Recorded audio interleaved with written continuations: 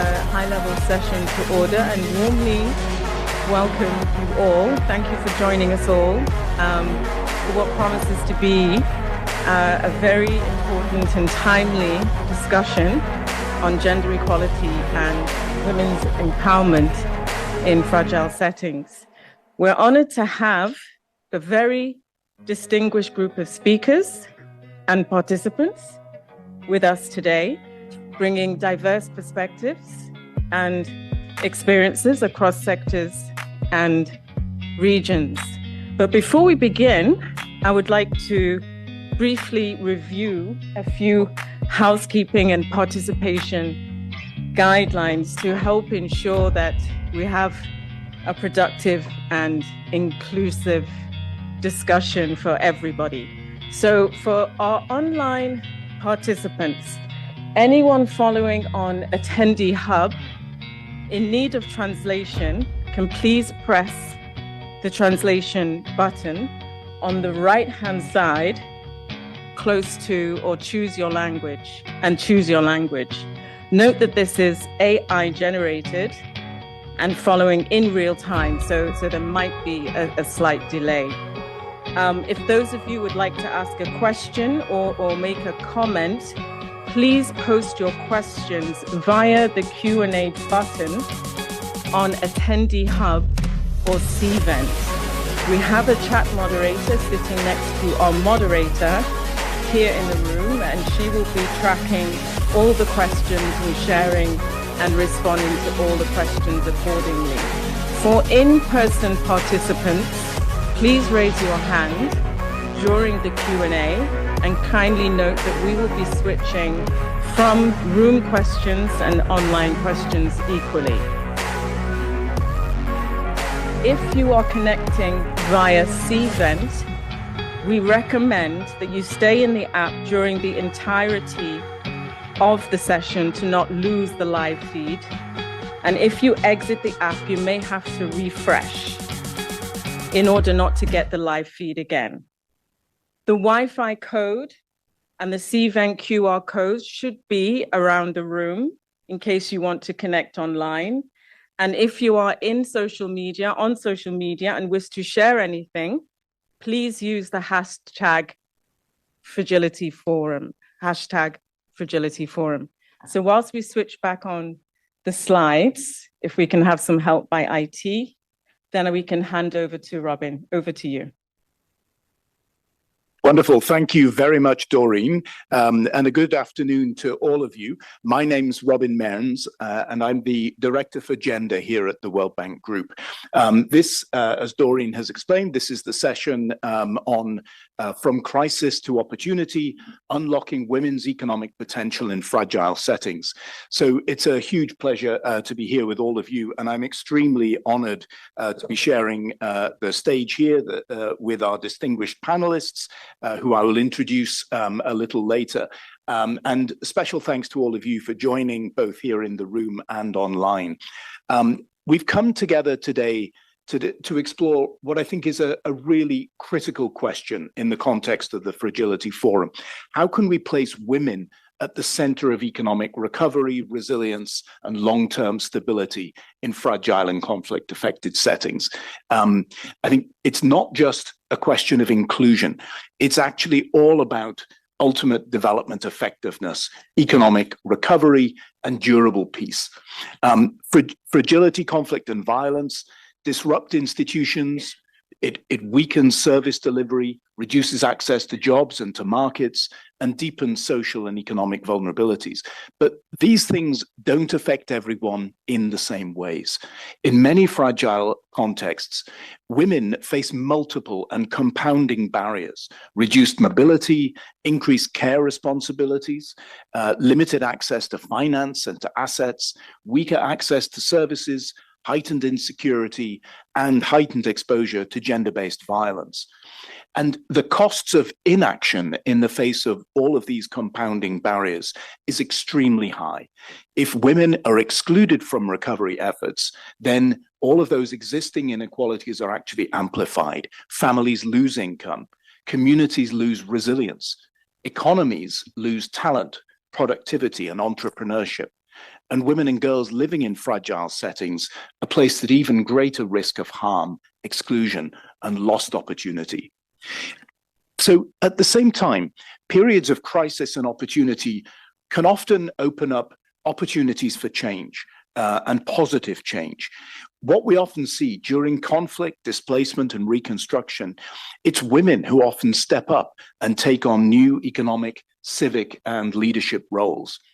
And it's women who are supporting households, sustaining communities, maintaining local markets, delivering services, and rebuilding local social cohesion. But these kinds of shifts don't automatically translate into lasting gains. They have to be recognized, supported, and very intentionally built into recovery and development strategies. And that's why the World Bank Group places such high priority on advancing gender equality in all settings, but especially and including in fragile and conflict-affected settings. So in all of the work that we do, especially around the World Bank Group's gender strategy, we're focused on elevating women's and girls' human capital, preventing and responding to all forms of gender-based violence, and to expanding and enabling access to economic opportunities of all kinds, and advancing women's participation, agency, and leadership across all spheres of society. And a key part of this effort is working with the private sector to create pathways for women to be able to access employment, finance, markets, technology, and productive assets, helping women move from coping and survival strategies towards more sustainable forms of economic recovery and prosperity. So it means being much more deliberate in how we work, especially at a moment when resources dedicated to advancing gender equality and to addressing fragility, conflict, and violence are shrinking. We've heard a lot about that during the Fragility Forum so far. As a result of this, sharper choices have to be made, choices that are built on robust analytics, scalable programming, and knowledge of what works in practice, and effective partnerships. And it means, in particular, using robust evidence and analytics so as to better understand the very specific constraints that women and girls face in each specific FCV context. And it means designing high-impact programs, programs often that combine social protection, jobs, livelihoods, care services, and support for displaced populations and host communities. And on the partnership side, of course, it means strengthening these working relationships between governments, private sector actors, humanitarian and development organizations, and civil society, including women-led organizations. Only by leveraging the comparative strengths of all of these partners can we actually create more inclusive markets, crowd in investment, and deliver context-specific conflict-sensitive solutions that actually expand economic opportunities for women at scale. And that's where we want to go. So our aim in this conversation today is very much to move from diagnosis to action. We want to focus on what are some of the practical lessons that we can draw out, some concrete experiences, and very specific pathways that help us do more, do it better, to truly unlock women's potential and economic leadership in fragile and conflict-affected settings. So I'm absolutely delighted to have such an outstanding panel to help us navigate these tricky questions. We're bringing together here perspectives from government, development partners, financial institutions, and entrepreneurs working in various fragile and conflict-affected settings. So let me introduce each of them in turn. We have 3 panelists here in the room, and 2 online. So first, I'm very honored to welcome Her Excellency Iman Suleiman Ibrahim, Minister for Women's Affairs and Social Development of Nigeria. Minister Ibrahim brings more than 2 decades of experience across social development, humanitarian governance, migration management, conflict resolution, and institutional reform. Her work has focused on addressing complex structural challenges affecting women, children, families, and vulnerable populations throughout coordinated national frameworks. Welcome, Minister Ibrahim.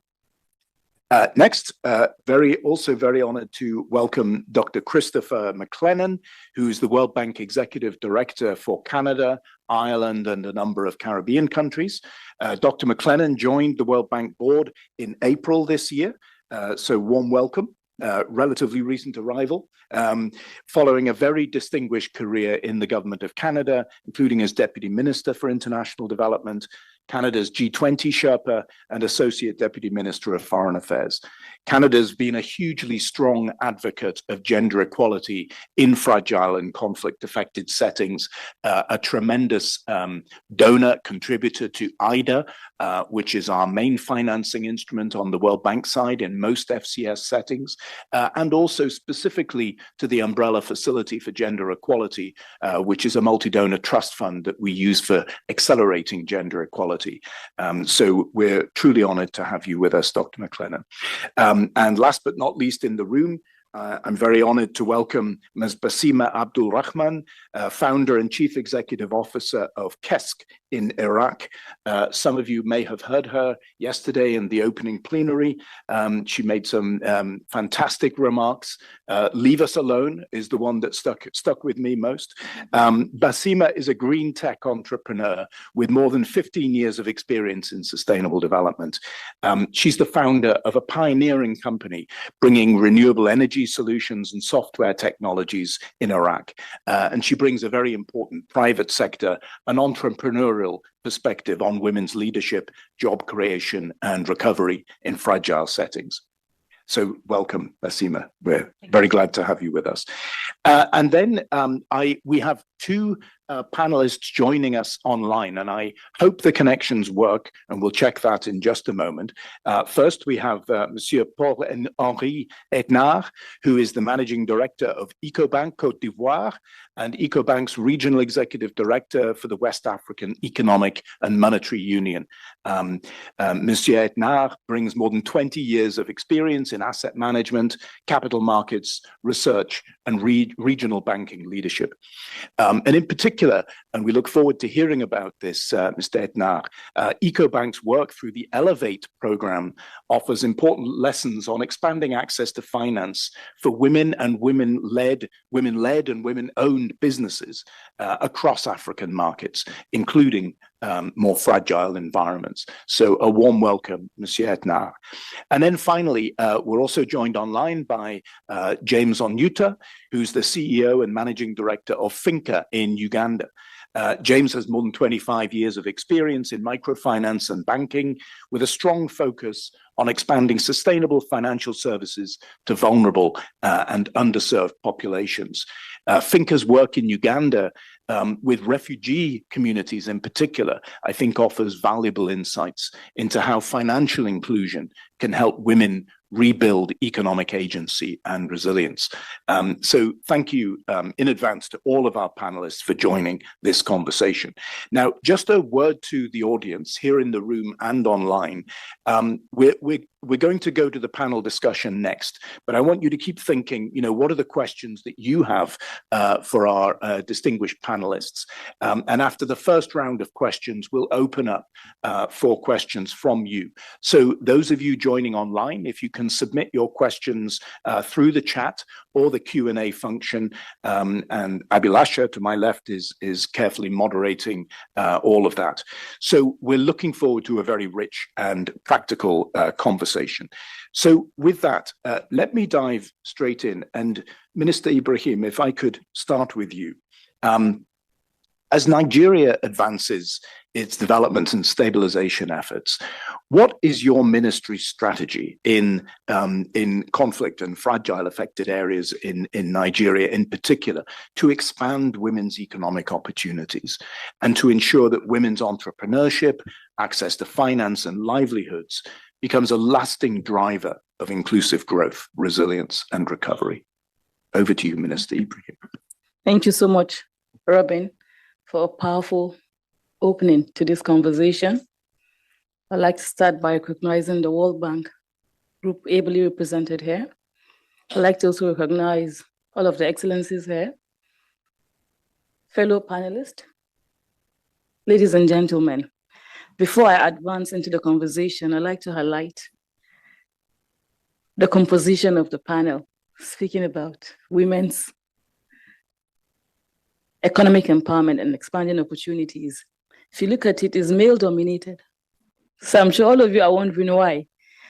But I think the audience in the room makes up for the composition of the panel because we have a very female audience. You know, today, sitting in front of you, I speak for millions of Nigerian women who rise above conflict, displacement, poverty, climate shocks, and economic uncertainties with extraordinary resilience and determination. Fragility is a lived reality in Nigeria. With insurgency in the Northeast, communal violence in the Northwest of the country, environmental degradation, and also tribal conflict in the Niger Delta, we do have climate disruptions nationwide. Yet our women are not merely victims. They are first responders, peace builders, the backbone of our local economies, and they lose first, but they rebuild first.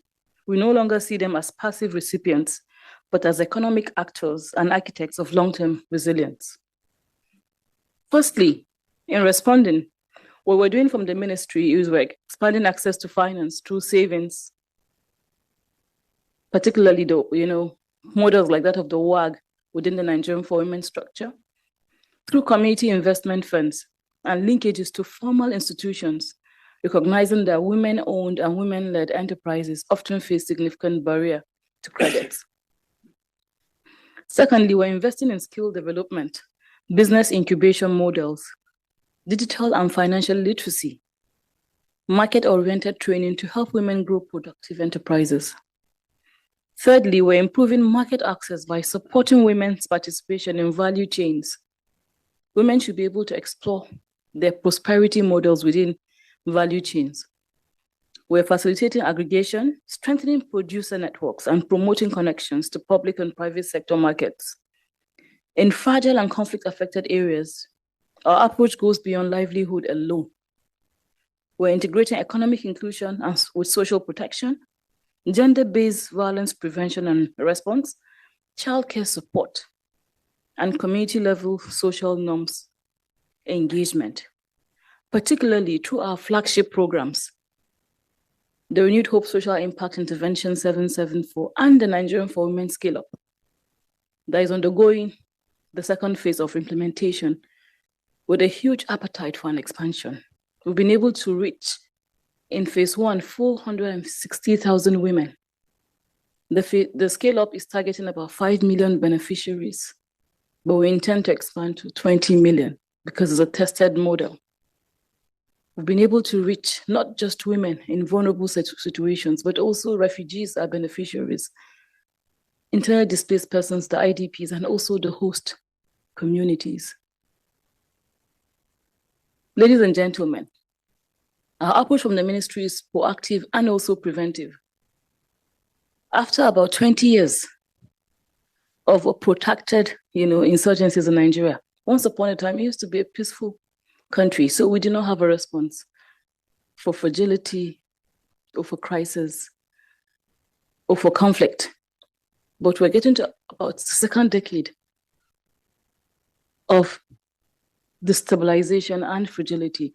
So the response is preventive and also proactive in addressing FGC. First of all, we realize that the family is the backbone of the economy. If the family is the backbone, then the women are at the center of it. So the welfare and the well-being of women is central to recovery. This year, our president declared it the year for family and social development. And we're taking a huge advantage of that opportunity to see that we activate family-strengthened and family-centered initiatives. We're investing properly in early child development because that's where it starts. And because in fragility, women and children are the most hit. But I'm excited because they're the first to rebuild, they're the first to recover, if given the right kind of attention and if they get the right kind of investment. And we believe in program design, there must be community ownership for sustainability. So women should be co-creators, co-designers, and co-implementers of programs. There's an African proverb that says you can't shave someone's head in their absence. So I think those days are gone where we just kind of design programs and we deploy without knowing what it takes for a community or for women in those communities to recover. And I think for community ownership, we have to put women on the driver's seat so that they can co-create their own success stories and their own path to prosperity. And this also will allow for scale, because when there's community ownership, it's easy to scale this, and that makes the whole models sustainable. What we found is that our approach to program design or deployment is fragmented, which often leads to a disconnect. So it's very important that we kind of work whole of system, whole of government to in place a national action plan so that we know who is doing what needs to be scaled by government. And that way there's a lot of more accountability with one plan. We also recognize that whatever models that we in place is not a hands down, we're giving them a hands up. And that's why we believe in community-driven interventions, where women are not just beneficiaries, but they're also economic drivers. If we're intervening around nutrition, women cannot just be beneficiary of nutrition services, no. They have to co-create it. Women have to also be business owners along the value chain. That model helps to support not just recovery, but also prosperity in the local settings.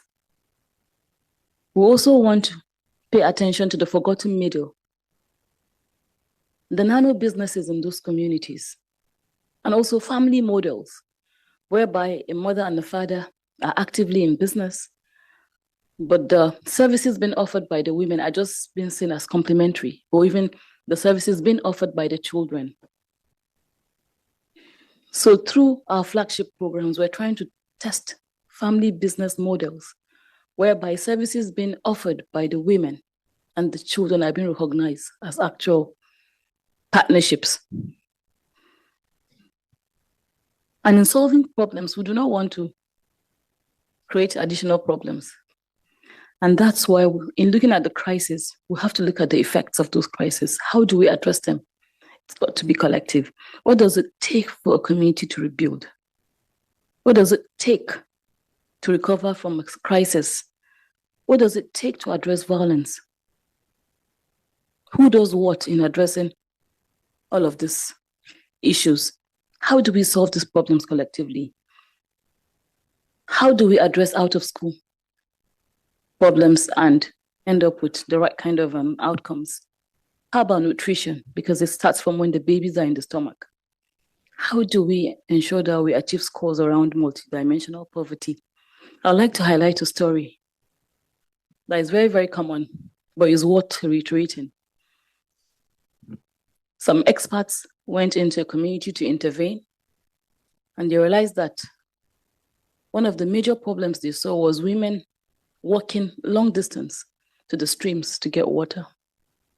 So in addressing the water problem, they built boreholes very close to the homes so that there's access to potable water. And the women never used it. And then they brought the women around the table and they said, why didn't you access this particular intervention? You still keep going to the streams. And the women said, oh, that was the only time that we had to catch up. That was the only time that we had the opportunity of going out of our homes, take a walk, mingle with friends, refreshing our brains. So that was therapeutic for them. But for the people deploying the solutions, they thought that they were being helpful. So that particular intervention went to waste. Imagine if they sat down with these survivors or these vulnerable people and they co-designed a program. They may have deployed maybe shuttles that allow for them to maybe do a bit of sightseeing before they get to the streams and then come back. But because they were only intending to solve problems, in their own way, the problem was not solved. It ended up being a waste. So I would like to reiterate that women must be in the driver's seat, and then we must continue to attract more investment to the women's space for recovery to happen. I'm excited that in Nigeria, we've seen a rise in domestic allocation. It's not enough, but at least there's a rise. And thanks to programs like our flagship Nigerian for Women program, government is making commitments to match up with counterpart funding. So these are all incentives. I also like to highlight around access to finance, access to market, and access to even tools and other enablers for women to be able to recover fast. We've seen a woman in a village who is milling oil being able to sell across borders because she has access to digital tools and add access to additional finance whereby she can be able to package her products to be fit for other markets. So we're not taking that lightly. We're exploring on how we can be able to scale up on that as well. We're also working on the care economy in fragile settings or in conflict settings. Care becomes imperative. Predominantly, the caregivers are women, and these are unpaid hours. So as a matter of a priority, we're trying to formalize the care economy so that hours that women put in are, well accounted for as paid care hours. And I also like to speak about sincerity of purpose. We've got to be sincere in delivery. What are we willing to trade off to accelerate? What are we willing to trade off to ensure that we're getting desired impact? Some of our systems are a bit rigid, so it slows down implementation, it slows down delivery and access for those who matter. Because you all agree with me that most of interventions sometimes are not designed with the fragile settings in mind. They're just being adopted to address those issues. So in emplacing lasting solutions, it's important that we're very, very intentional. I would like to close with this reflections. Firstly, the opposite of fragility is resilience built through investment. Secondly, women are not vulnerable group to be managed. They're economic actors to be invested in. Just like I mentioned, they're first to be hit, but they're first to recover.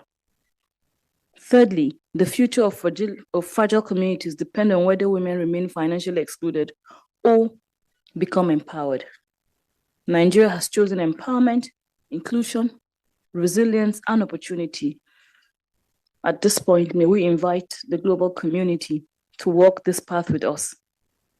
As my president would say, women are not a chapter in the Nigerian story. They're the authors of its next great book. Let us invest boldly in our women, build systems that outlive crisis, and transform fragility into opportunity. I thank you all for the opportunity to share. Thank you very much indeed, Minister Suleiman Ibrahim. Thank you for your very powerful remarks. I think you're leaving us with a very powerful reminder that we should not be looking at women as victims or as beneficiaries in fragile and conflict-affected settings, but as drivers of change, as economic leaders and drivers and co-creators. Very powerful indeed. I'm now, with apologies to our remaining panelists, I'm going to have to be the grumpy moderator and ask you to try to keep your remarks to about three minutes each or thereabouts, just so that we can maximize the time and try and get to some audience interaction, because I'm sure our audience has many questions for all of you. So if I may move on to you, Chris, Dr. McLennan. So historically, as I mentioned earlier, Canada's been such a strong advocate for gender equality in all contexts, but including in FCV settings. Given the recent global shifts in global priorities and financing, how is Canada adjusting to those shifts and to those challenges? And how are you continuing to advocate for and really advocating for scaling of financing, particularly for women-led businesses and livelihoods in FCV settings? And if I can add a rider to that, is what does Canada want to see from multilateral institutions such as the World Bank Group in this area? Okay, well, thank you very much. It's a real pleasure to be here, to take part and to share some of Canada's experiences over the past decades. I had 3 points, so that should make keeping time relatively simple for me. 3 minutes and 3 points, so I'll be fast. So the question about, like, the world is changing around us, and there's no doubt about that. My response would be is that Canada has been in this game for 50 years, and the world has changed a great deal numerous times over those 50 years. Canada's first women, as it was called, Women in Development policy for the Canadian International Development Agency was issued in 1976. Our first gender equality policy was in 1999. So my key point here is that no matter what happens, it's about maintaining the commitment that is critical to maintaining momentum. So for Canada, it has maintained that commitment through numerous colors of governments in our system and has remained focused on ensuring that in all of our undertakings with partner governments and with people on the ground in developing contexts, that we have always put gender equality at the center of everything we do, and we're going to continue to do that.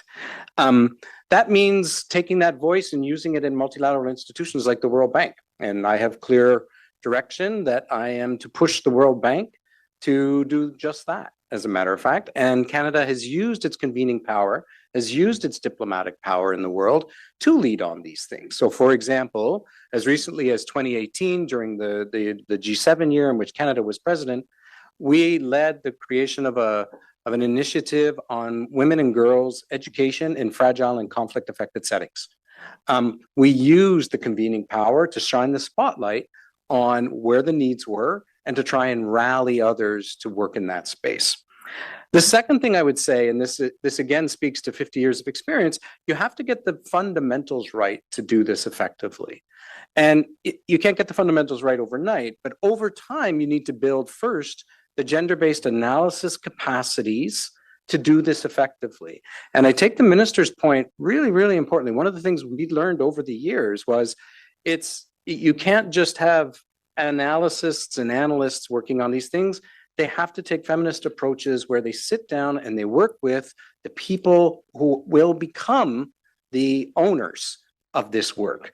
And that means listening to what local communities want, no matter what the context, whether that be a fragile context or whether that not be a fragile context, the same approaches are required.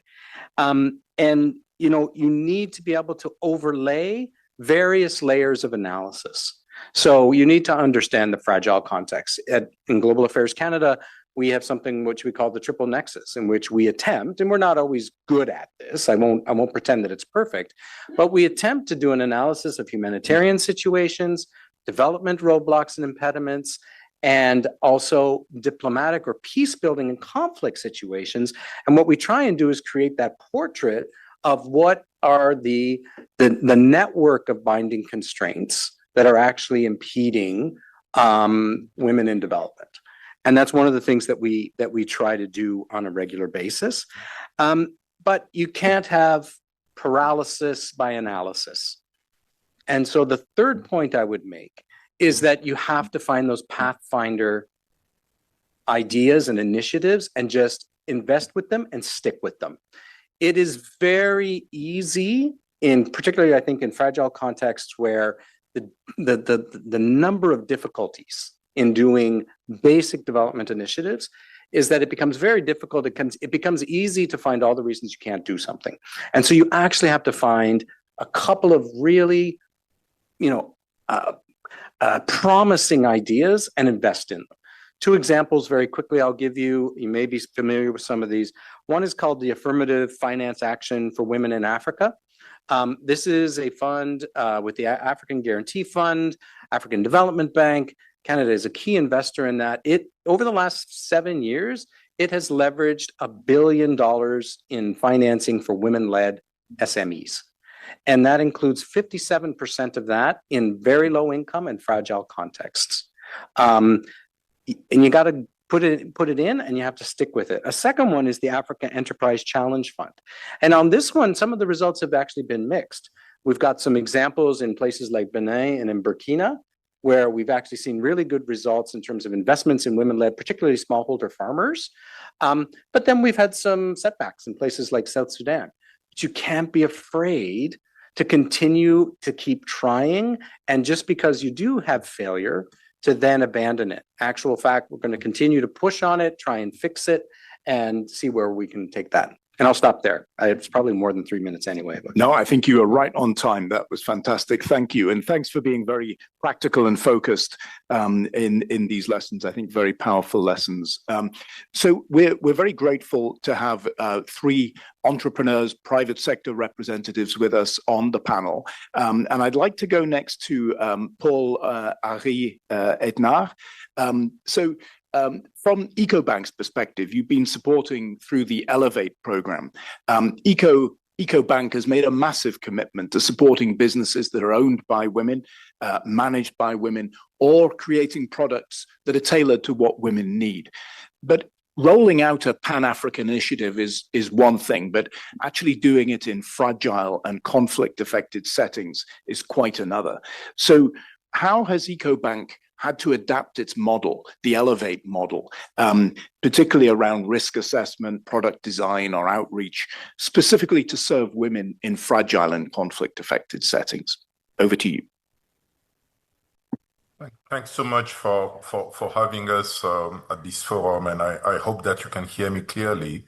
And thanks for giving us the opportunity to share what we call the EcoBank experience. The point of departure when we started this journey was to design something that is going to be efficient and resilient even when facing fragility. And when we talk about fragility, we need to pay attention to what we are talking about, because when you consider Africa, that fragility exists to varying degrees across all the 33 countries where we do exist. So the real question that we ask ourselves was, therefore, is not whether the crisis will occur, but it's how long is it going to take us to respond to that crisis. And the anticipation that we have, and that is the answer that we put in place, is to say that let us have a structured catalog of observed fragilities, and to each of those fragilities, let us put together a response that pre-exists. And therefore, when the crisis does come, this is not where we're going to begin to design the response to it. And that plan, that concept, is what we put behind the Elevate program. So the Elevate program is a crisis resilience. This is something that can be tested even when you are talking about fragile markets. There are different ways that we design it. For example, the way that we manage the risk in the Elevate program is completely different from what you do in a traditional banking scheme. For example, the credit history, which is something that is very important when you are taking a lending decision, is something that we have adapted. We have reversed the logic. Instead of having a 3-year eligibility, we say that if you have 1 or 2 years of business activity, you are eligible to have access to that program. And for example, in lending, you usually ask also for collateral.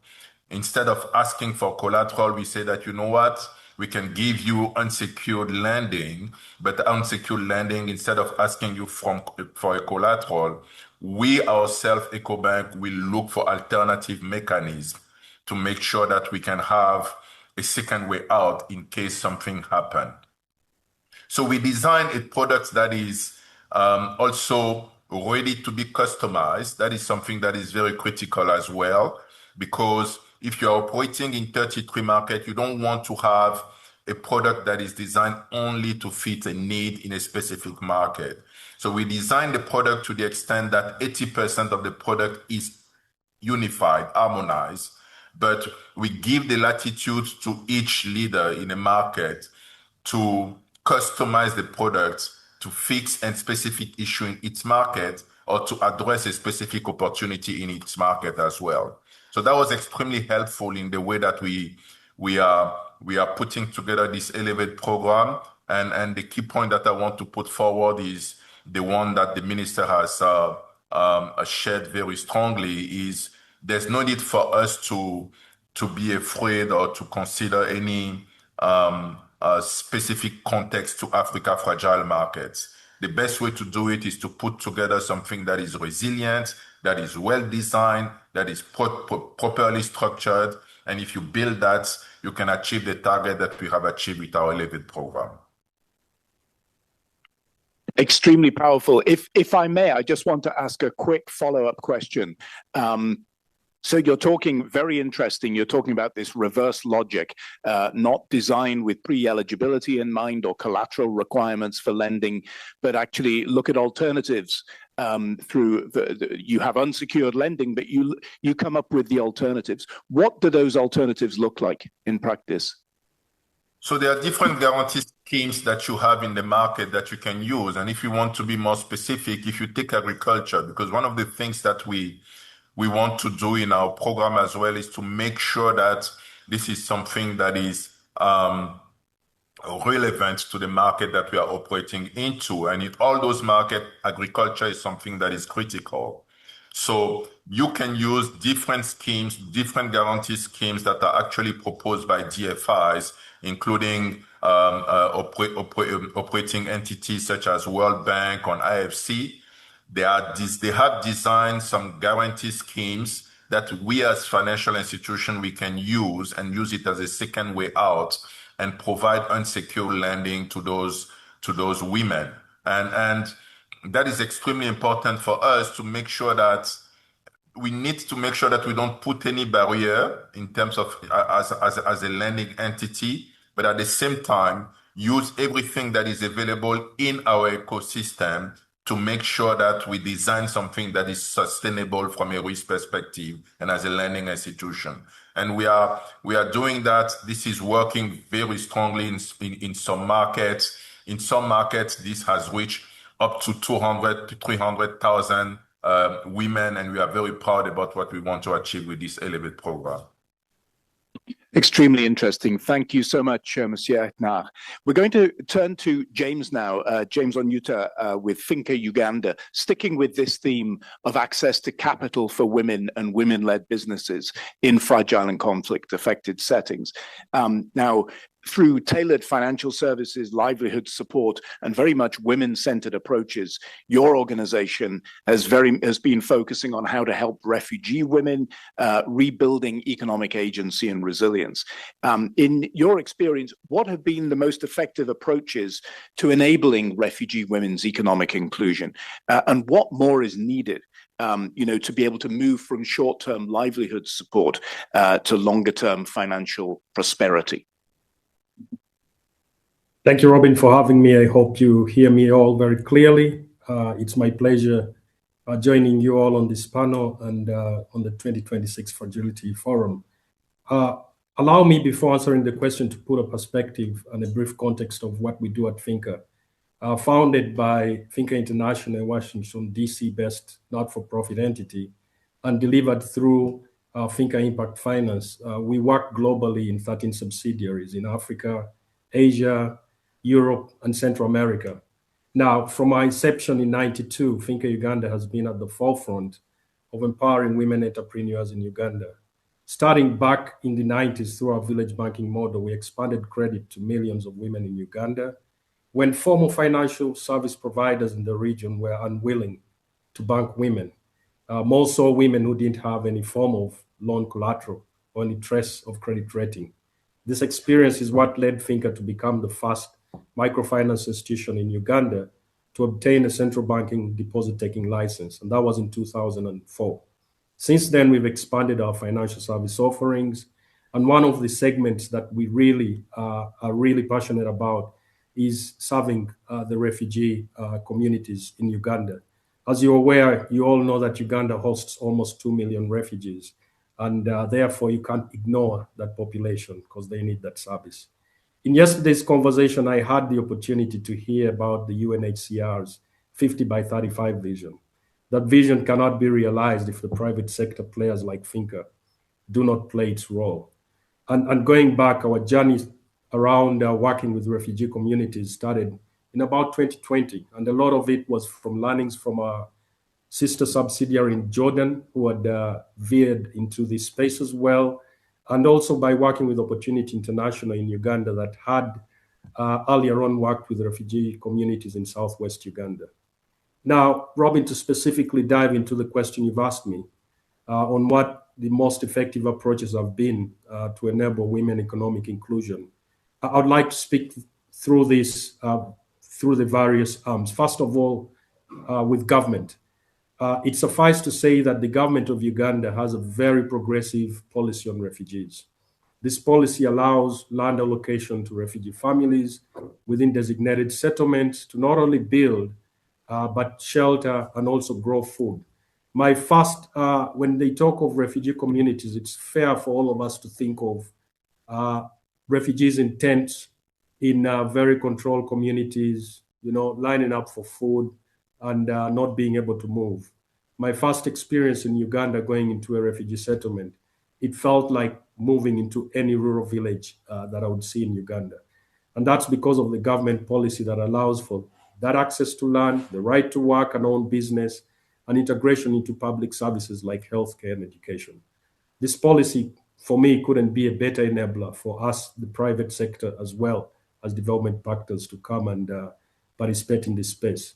Secondly, I would like to talk about the development partners, and I'm glad to see that we have Global Affairs Canada here on the panel that we work with as well. I would like to note and recognize the transition of development partner support from temporary relief to long-term resilience and inclusion. While these may have come with interim shocks to refugee and host communities, we believe that it's for a good cause, from fragility to resilience. As financial service providers, we appreciate the development partner support through their economic empowerment and livelihood programs. When we combine this with the progressive government policy I've talked about, the enhancement of refugee household incomes goes a long way towards sustainable and financial independence. Our work in Uganda is with Global Affairs Canada, as I've mentioned, that targets mainly youth, but also women, especially female youth, Hilton Foundation, and with Gates Foundation. They've provided us with grant support towards financial education, which we feel is critical for this segment, product design, as shared by my colleague in EcoBank, and developing special focus to women and youth segments in Uganda. Lastly, as a private sector player, our most effective approach has been first and foremost investing in research to understand the needs and dynamic of women refugees in Uganda. And we followed this through with specially designed and tailored service products founded upon principles of financial education, as mentioned, further enhanced and by eliminating barriers, the known barriers to financial access to women, like collateral. So we are also working with unsecured lending to these segments. We're working with credit risk guarantees to help support micro entrepreneurs, especially women.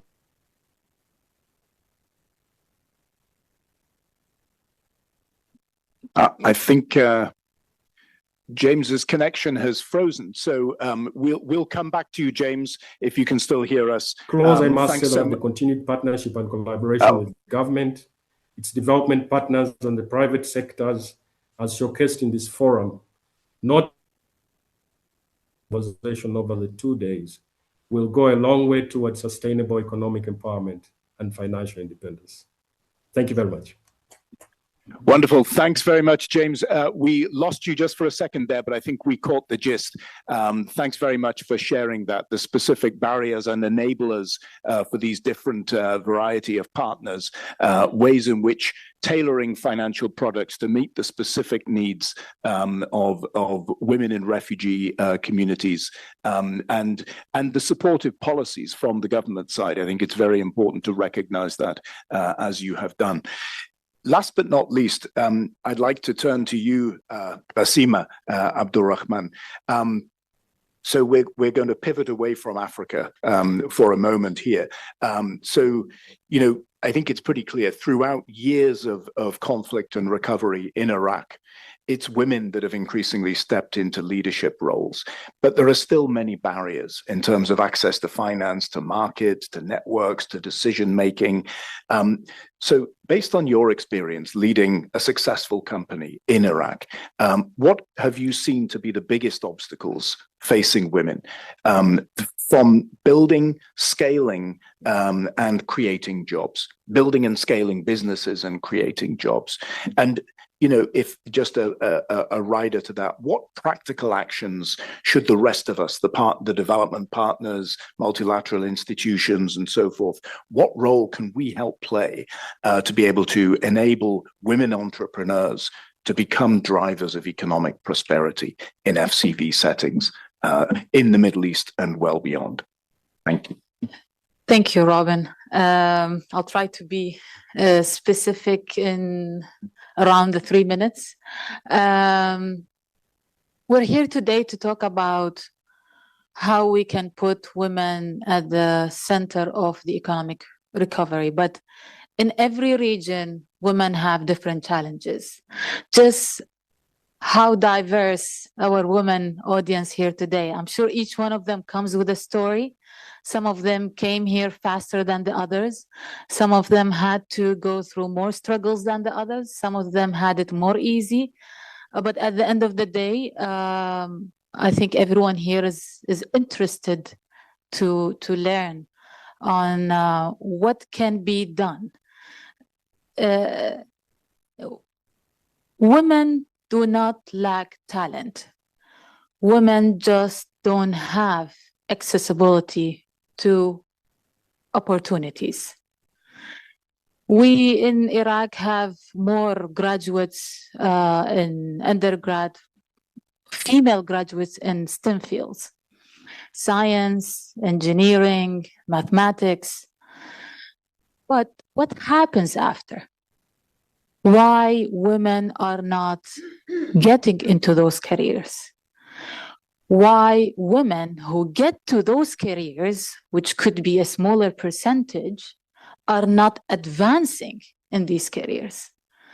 Why women who have the passion to start a business can't manage to go beyond the first step or die much sooner as a startup than their counterpart male founders and entrepreneurs? These are all questions we need to raise and say, what is happening there?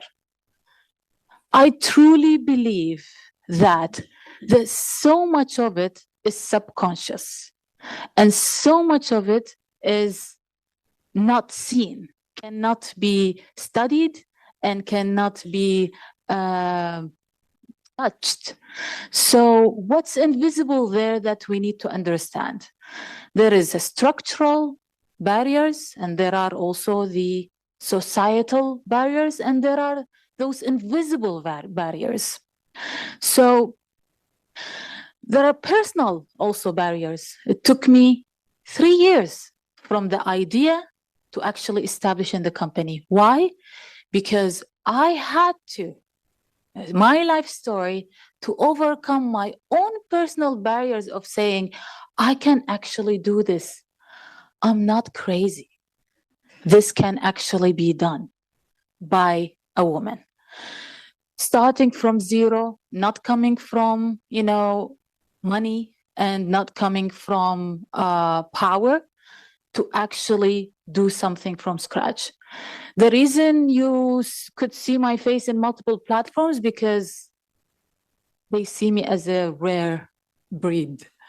And the reason is because I am always, since day one, starting with personal challenges that I will manage to overcome, then the structural, and then the societal, and now continuously dealing with challenges every day that I would say it changed me completely from who I was 8 years ago to who I am today.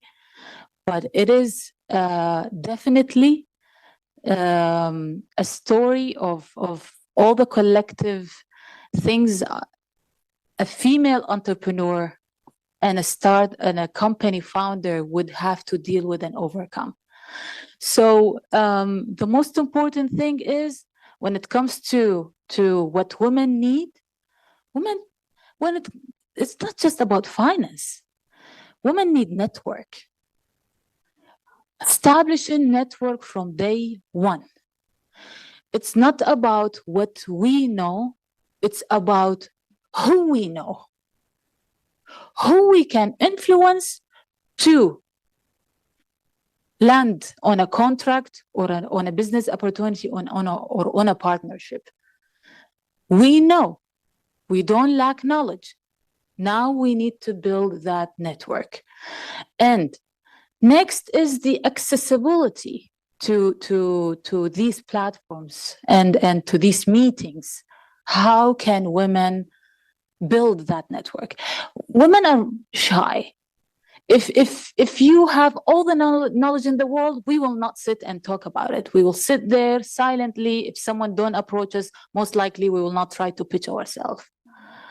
And we are very aware of people around us. And that is very important thing that we need to think about. How can we bring women and tell them, come forward. I need you to tell me what you have. This is also like, one of the most important things that need to be taken into consideration, that takes us 10 times the energy and the mental strength to come forward to an investor or to a potential client and say, can I sell you this? Even if what I'm doing is 10 times my male competitor. This is reality. So what's important is network, mentorship. This is from my own personal experience. And then accessibility to opportunities. It will be slower. That's fine. Consistency is important. But the most important thing is that when women are equipped with these opportunities, just show them the door and they would excel. I mean, they're already all entrepreneurs. Those who never got to education, they're running houses and dealing with micromanaging and all the details. These are skills. These are leadership skills. These are full-time jobs. These are 24/7 jobs. So women have that capacity and have that capability. It's just a matter of what are the barriers that needs to be removed and what can they be replaced, what opportunities they would be replaced with. Thank you so much, Basima. Very, very powerful. I think you're reminding us, you're making the point very clearly. Women don't lack talent, but there are too many barriers in the way and they don't have access to enough opportunities. And some of those opportunities are around networking and support and mentorship. And you also talk of the importance of social norms that are often, structural and societal factors that become sort of normalized and internalized in individuals, but they can be challenged. And they can be challenged through some of the ways that you're describing. And I think these things are true almost everywhere, but they are also true in FCV settings. And I have to end with a positive note. After me establishing a company and being successful in the renewable energy, there are 2 other businesses, women-led and founded, are in the same region in Iraq, has been founded, and they're following the same path. So this is something that I would say always a good example, being there and giving more hope to other women and say, you can also step in and you have the opportunity to succeed. Wonderful message. Now, we're going to come back to our panelists with a quick fire round of just one additional question shortly, but this is the moment to open it up to all of you. So let's take a group of questions. And if you're online, I hope you've been submitting questions in the chat, but with that, the floor is open. Please. So thank you so much for sharing the inspiring stories. And also, ma'am, thank you for noticing the panel and how male dominating it was. I think it's important to make those observations and articulate it. Most of the programs and strategies that were mentioned several years ago, we had that plan in Canada or strategy, or we started a program 7 years ago. UN Women last year reported that 1 in 4 countries are reporting backlash on women's rights, and there's a substantial reduction in women empowerment funding. Have you all experiencing it? If yes, what steps have you taken to counter that? Thank you. So to all of you, if you've experienced that, and what steps you've taken to counter it. So perhaps Minister Chris, please do take that while others are waiting, but the floor is still open. So, shall I go ahead? Go ahead, yeah, yes. Please. Thank you to the panelists for fascinating presentations. I have a question for Her Excellency, the Minister for Women and Social Affairs in Nigeria. So you talked very articulately about the need for women to be in control and in the driver's seat. And I wanted to know what specific lessons that you have for the World Bank and other agencies about what is effective in promoting women's leadership. So often women start on the back foot, they're less educated, they have less, we've heard how little access women have to resources, to information and to knowledge. What have you found has been successful in supporting that and developing leadership in your work? Thank you very much. We have several hands going up, so yes, we'll go to you next.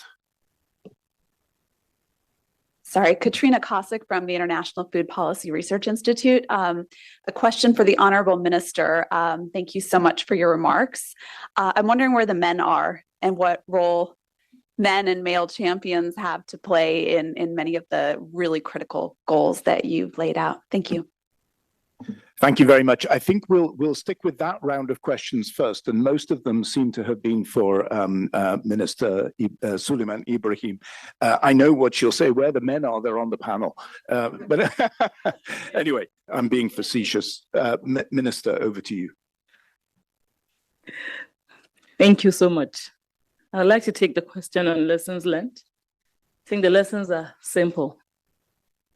That we have evidence, and when this evidence are backed with systems and structures, and we kind of evaluate what are we willing to trade off, because sometimes these systems strategies come very, very rigid. So it hinders delivery, it hinders, impact that we do desire collectively. And that's where sincerity of purpose comes in. We cannot achieve without the level of trust required. In affording ourselves a bit of flexibility and a bit of trade-offs, and ensuring that we do not compromise the essence of the programs, will take us a long way. So lessons is for us to evaluate collectively what are the trade-offs, and also teamwork. Teamwork means teamwork. Many times I see programs being deployed to government that are too rigid, and even more rigid for people that are supposed to access them. So I think, collectively we have evidence, and to move forward, if we truly desire to make required impact, then we have to reevaluate. And then coming to your question, where the men are already there. You just have to co-create, co-implement with the women and those that do matter.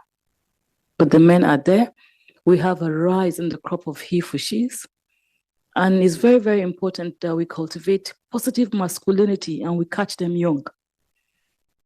Let me particularly make reference to the Nigerian for Women program in Nigeria, where initially when it started, there was a bit of a pushback from the men because they thought that the women will have more money than them.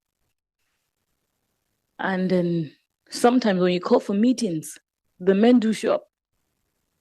When you ask for account details for, beneficiaries to get the payments, the men do give their accounts. Is their accounts or nothing? So we had to be very, very creative. We had to, do sensitization around positive masculinity. We had to, let the men understand that this for their collective, gains and benefits. And today, most of the men have become more comfortable. Sometimes we had to design programs for the men that will complement that of the women so that they don't feel left behind. And it's very, very important that we catch them young. And that's what we're doing right now in Nigeria.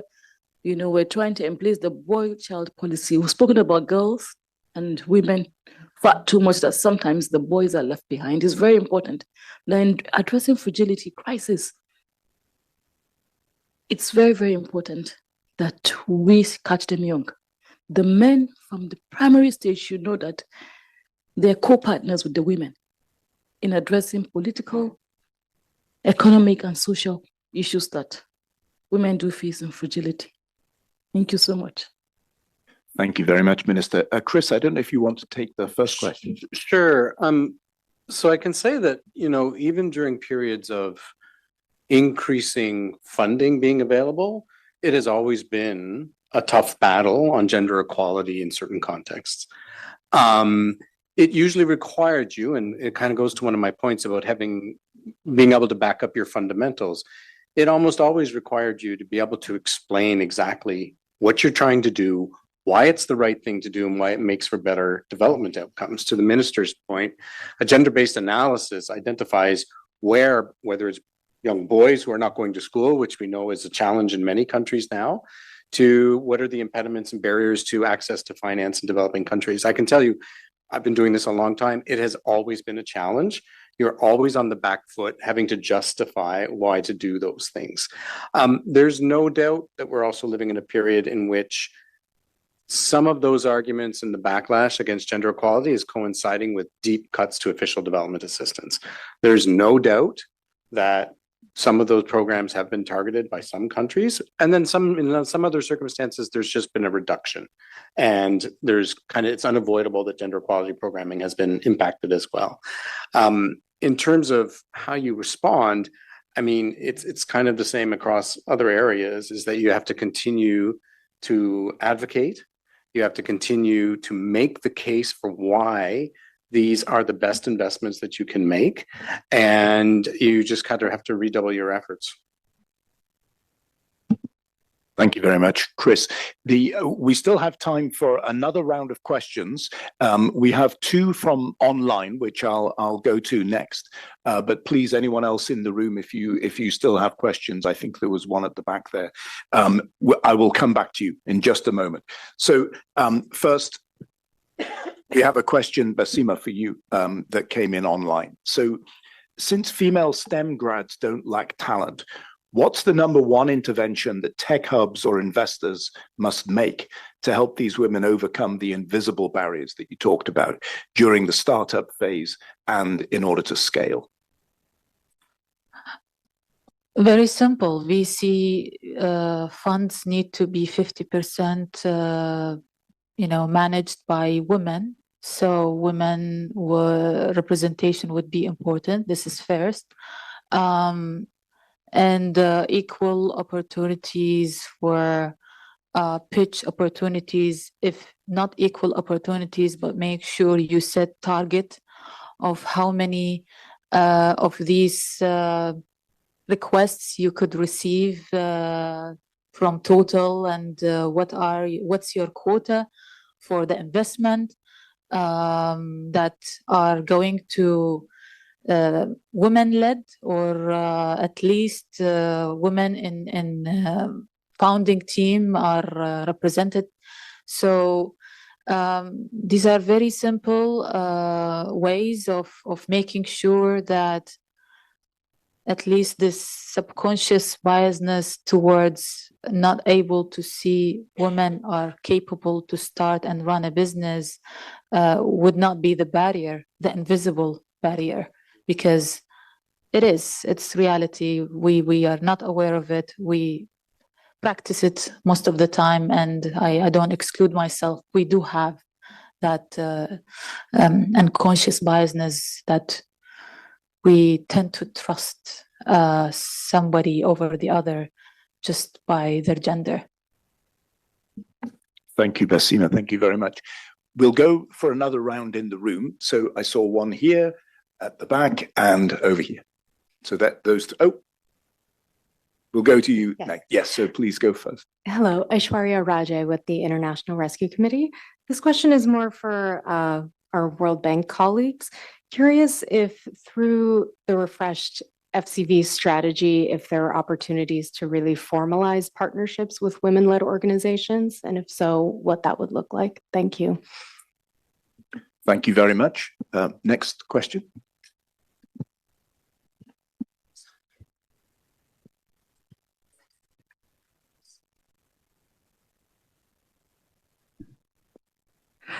Hello, good afternoon, everyone. My name is Aisha Valerie. I'm from the Institute of Development Studies. My question is for Ms. Abdurrahman. I research women in mining, and I have found that these women often have trouble with accessing networks to get more lucrative contracts as compared to their male counterparts.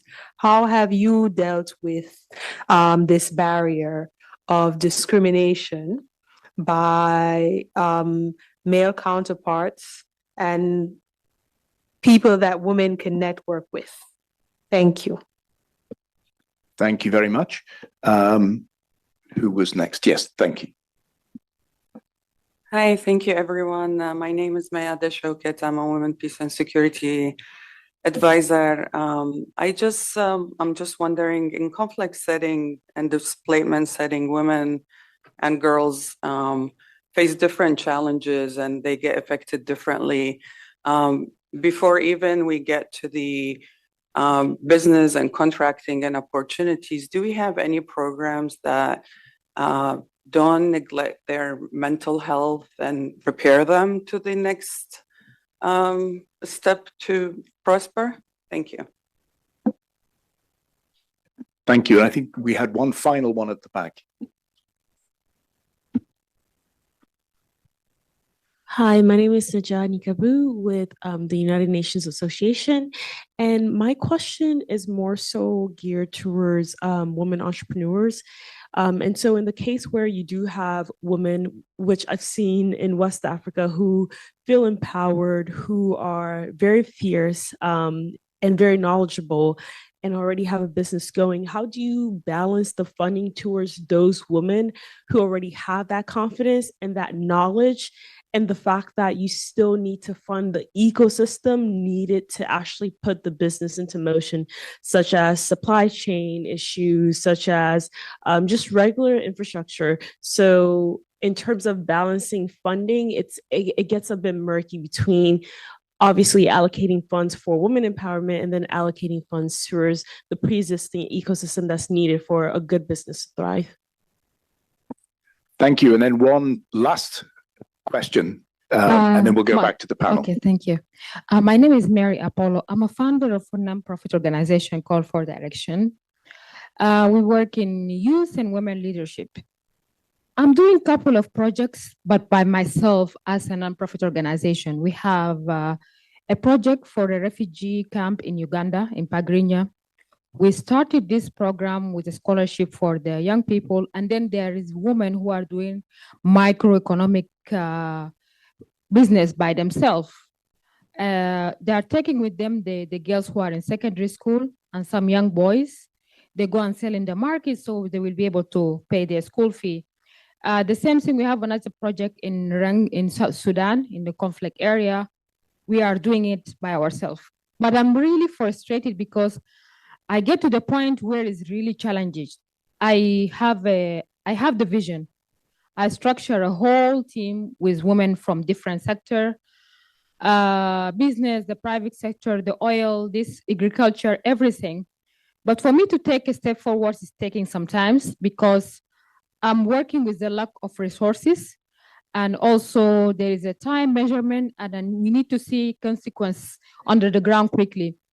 I'm looking for an answer to get the best strategy where I can find that collaboration with some women networking or some ministers in the country, like Ministry of Gender, Ministry of Economic, how I can initiate that platform where I ask for partnership and then at the same time tell them they don't see me as a threat or somebody who is coming to compete with them. And taking that level to the to the international level as well. It's a lot of challenges. I think also we need to work in changing the mindset of our people when it comes to women issues. Recently, I just had a conversation with somebody. I was telling him, "Oh, I'm designing policies for women. We want to work on that." Then they were telling me, "More, you will just end up in the Ministry of gender discussing women issues." And we will have a capacity to do more than that. We building design projects and moving beyond our expectation. Thank you. Thank you very much. What I'd like to do, we'll go around each of the panelists, and I'm not going to try and constrain who responds to what. Feel free to respond to anything that you wish. But we have questions here around, particular challenges facing youth and women-led organizations in accessing financing and other opportunities, challenges facing women entrepreneurs, looking at segmentation of markets and differences among women and girls who are interested to take up those. We had a question specifically on mental health programming in FCV settings, and one on access to networks for women in mining that was directed to you, Basima. And then there's a last one that I'll take since I'm the only person from the World Bank Group up here, so I'll have to tackle that one on partnering with women-led organizations, and a great question. So let me just go round this way. Basima, over to you first. Sure. I would be able to address the question because our work is very heavy and dependent on contracting.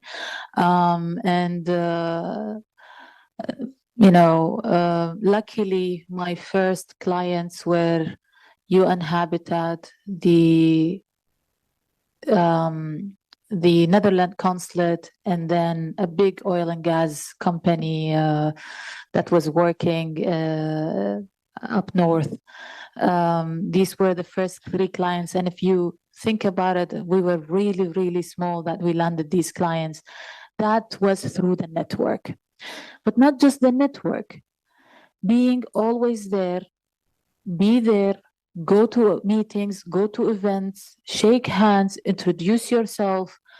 Or if you're passionate enough about what you're doing, when you are loud and strong and adamant about it, somebody is going to tell someone else about you. So word of mouth, seeing you, building this brand, building this presence in these conversations, delivering the message, being passionate and believing in what you're doing, and then the customers will come. When customer comes, it won't come within 2 days or 3 weeks. It might take 4 years from the day you met them to the day you do your first contract. And this is the magic of network. People I know from 6 years ago, they come back today and say, remember we met in this conference? I need you for 1, 2, 3. And I had never had in my mind, like I would ever be able to have a contract with this customer. Like it was like beyond my dream, right? So that's the power of network and presence and louding your voice. So when you land them, contracting and competitiveness when it comes to the contracting, I'm sure this is not a challenge. The matter for as long as you know how to craft these proposals, in terms of the technical and the commercial, which I don't think should be a problem for most of the women in these sectors, mining, construction, energy. It's just a matter of like, how do you create a competitive edge with others who were there before you, right? So the matter of trust, the matter of being there, being vicious, talking to those customers before the contracting, sit with them, do the presentation, tell them, I know you're publishing contracts and proposals in these services that we provide. Let me show you what we do and what we have done before and our team and their capabilities, and surround yourself with the right team, those who are also supporting you. You cannot do everything yourself. So this is very important. Thank you very much, Basima. Minister Suleiman Ibrahim, over to you. Thank you so much, Robin. Basima, I'd like to make reference to one of the quotes that you put across. You said it's not who you know. It's not what you know, it's who you know. But very recently, I was being corrected. They said, no, it's not what you know. It's not who you know, it's who knows you. It's who knows you. And that brings me back to nurturing and building healthy relationships. And I think that that's what we must teach women to do, either in fragility or in a normal setting if it exists, or maybe the new normal. It's very important that we leave the entitlement mentality completely and begin to nurture relationships that will support us, either through adversity or in any context. And I think that that's one of my priorities in this role, for women to not see themselves as victims, but to see themselves as playing a supporting role, or playing a complementing role, or playing a collaborative role while they chart their course to prosperity. I'd like to, answer the question around procurement. I'm so excited that just recently our government approved the affirmative procurement policy that allows for women to access public contracts. In the past, women in Nigeria only access between 1% to 2% of public contracts. The gap is huge. But the affirmative procurement policy will allow for women to access 35% of all public contracts. And the private sector are also obliged to also, uphold that particular policy. So I think that this is, life-changing for women. There's a lot of sensitization that is going around ensuring the full implementation of that policy. A few states have domesticated at the state level. The next, and also, Mr. President also has approved the community procurement models. So you don't take services into a community, you patronize services within that community. This helps recovery, this helps to also build resilience and help with coping mechanisms. I'd like to also highlight on psychosocial support. It is often, forgotten because you can't feel it. And because it comes with a lot of stigma, particularly in our kind of setting, whereby when we begin to speak about mental health or psychosocial needs, you come across as being crazy or being mad. So nobody wants to go there. But amongst the policies that we're going to be reviewing shortly, that we have been able to reshape and strengthen, is the mental health policy. We're trying to strengthen our social workforce to support the fragility that we face as a people. And we're also just about to operationalize our social work council. And the third is on women's entrepreneurs. Yesterday I was talking with our ED for Nigeria, Angola, and South Africa, one of my big sisters. And I was talking about the forgotten middle. She helped me to put that into context. The forgotten middle are business women that have put in the years. They have the formula, but they're still stuck. They're still toiling. So how do we move them from being business owners that are, they are captains, but not captains of industries, because they don't have the money, but they have the know-how, they have the years. So I think in collaboration with partners will continue to design programs that give those people access to the finance that they need. Because I can tell you for free that when the formal financial systems were being designed globally, not just in Nigeria, women were not considered. The Nigerian woman definitely is excluded in a financial space that requires for 35% of interest to be paid. It is just not sustainable. So we'll continue to co-design to see how we can be able to accommodate the forgotten middle and the nano businesses that do it regardless. These are the biggest employers of labor. And it cuts across different sectors. And then I think the last question is for Uganda. But what I would like to advise the young lady who has a non-governmental, is to always partner with not just development partners, but with government. It helps with the mapping. It helps, with the support from government. Once your work is being recognized, and then we know that you operate in a certain, that's what I do from my own, scheme of work. When we know that there are NGOs there, government can't be anywhere. So we need implementing partners, the NGOs, to become strong so that, because they are everywhere. And when we do a mapping, we know where there's a gap, that we can be able to support the emergence of non-governmentals that can help us with implementation, that can complement the local authorities. So please feel free. It does not limit you. The Ministry for Gender is a ministry for nation building, is a ministry for everything. It allows you to work in every space, from housing to nutrition to out to school or to school outcomes, and even to health. So feel free to collaborate with your Ministry for Socials and Gender. Thank you so much. Thank you so much, Minister. Now, just in the interest of time, for our remaining three panelists, what I'd ask is, by all means, please respond to any of the questions that you wish, but also just leave us with your parting thoughts, just very briefly. I think we've already heard from the Honourable Minister, and from Basima. They have shared their sort of final reflections just now. So we'll turn to each of you very briefly before we move to wrapping up. So if it's okay with Chris, I'll go to those online. So James, why don't you go first? Thank you for giving me that opportunity. Allow me, first of all, to share my thoughts as well to the lady working in Uganda and South Sudan around how we can help our NGO. And I agree with the minister. It's really about partnerships. As a thinker in Uganda, we work a lot with refugee-led organizations, and collaborating and partnering with them is one of the ways we can all get to move towards a more resilient economic situation for the refugees. So we're very happy to see what you're doing in northern Uganda, because we have presence there. And indeed, it's such collaborations that can actually bring out the work you're doing and bring that sustainability.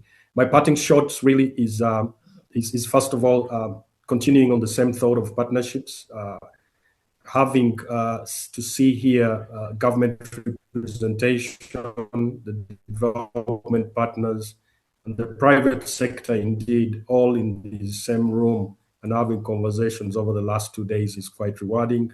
And I must say that it's the only way we're going to unlock the potential and the vision that we have. And I referred to earlier in my comments about the goal of making sure that we do move 50 by 35, as mentioned by the head of UNHCR. Otherwise, thank you all for having me, and wish you all the good rest of the day. Cheers. Thank you very much, James. Paul Larry, over to you. Thanks so much again for giving me the opportunity to speak about Elevate. I think my key word here is to say that we need to break any silo mentality. We need to build partnership. We need to build bridges. The commercial bank cannot bear extreme social risk alone.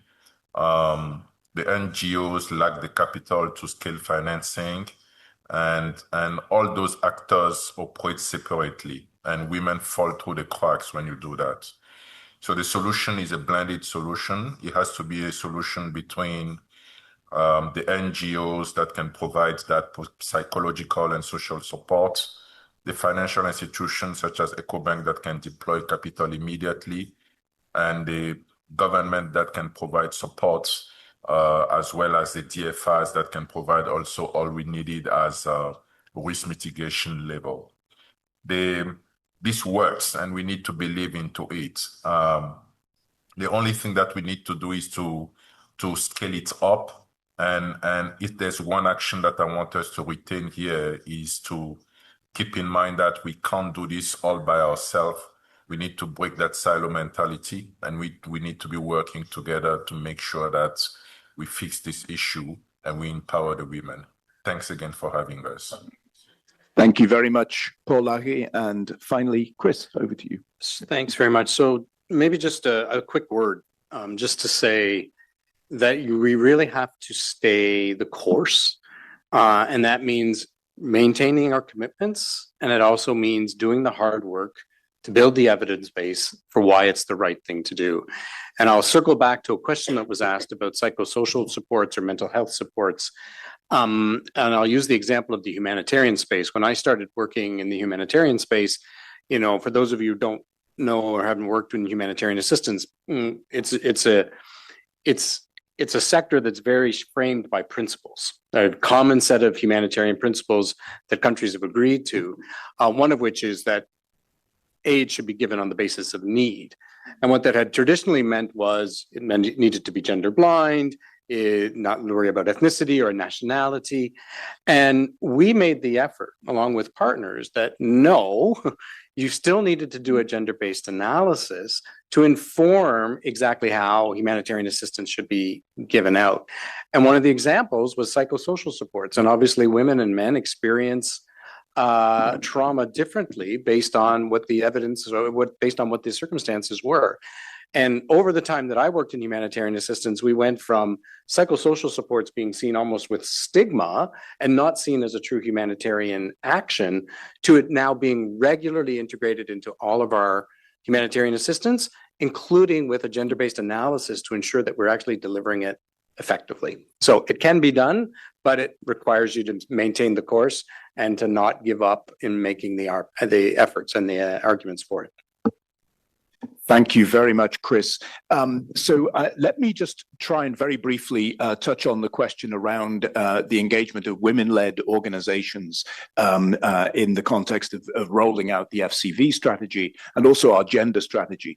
And I will have to say that this is absolutely central, both on the public and the private sector side. So we've heard a lot about partnerships throughout this forum. Chris has just made the point again. Paul Larry made the point. And so it is fundamental for us that we need to work with women-led organizations in all of the settings in which we're trying to accelerate equality, including in FCV. We've heard a lot about the importance of creating jobs. The central message coming across, I think, from this session has been women are not victims. Women are not beneficiaries. Women are drivers of change. And they are key in entrepreneurship. And usually in FCV settings, one of the first things to come back is local markets, private markets, and fostering that entrepreneurship, getting all of the other barriers out of the way is the key to being able to foster change. Through a lot of the work that we do on the private sector side, and I'll just throw out a few sort of examples. IFC's She Wins Africa program, I think, is a very good example. The minister spoke about inclusive procurement, access to public procurement, but also corporate supply chains. This is an essential part of how we're working. We have an initiative called Sourcing to Equal that works across a lot of countries and regions. And I think this is just as relevant in fragile and conflict affected settings as other settings.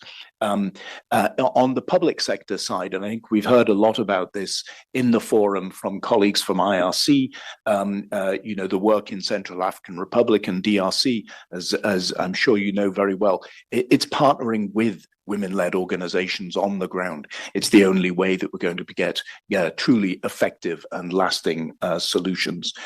So just to give you that reassurance, it's very much in our DNA and thinking around these issues and how the FCV strategy implementation plan sort of intersects with the World Bank Group's gender strategy is very much, putting these questions in the forefront. We are out of time, so I'm going to be incredibly brief and a little bit telegraphic in sharing a few closing thoughts. But I would like to give, huge thanks and shout out to all of our panelists for incredibly rich insights, just amazing examples that have been brought, and some very strong common themes that I think have come across. And the key is, I think Chris put it very well. It's going beyond short-term support to actually staying the course, and ground it in the evidence of what works. And we have quite a lot of evidence of what works. And so, that's one strong and central theme. A second is that, the progress isn't automatic. And I think we heard from our colleagues on the financial sector, formal banks, non-bank financial institutions. It's about meeting women where they are in their daily lives, tailoring products that meet the specific barriers and constraints that they face, moving away from collateralized lending.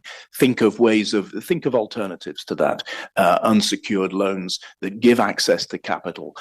There are other ways to be able to give the assurance that the institutions need for repayment.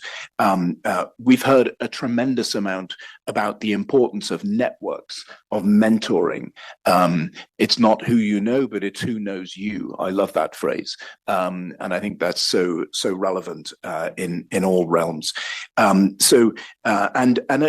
At base, so much of this work is about partnerships. It's partnerships between women-led organizations and communities on the ground who are in the driving seat. I had the great pleasure of visiting the Nigeria for Women program in the field last year, and it's incredibly impressive what you have been able to achieve through that program, with enormous potential to reach true scale. And in the scale-up phase, potential to reach 2 million women, even 20 million if additional financing were possible. And I certainly hope that it will be.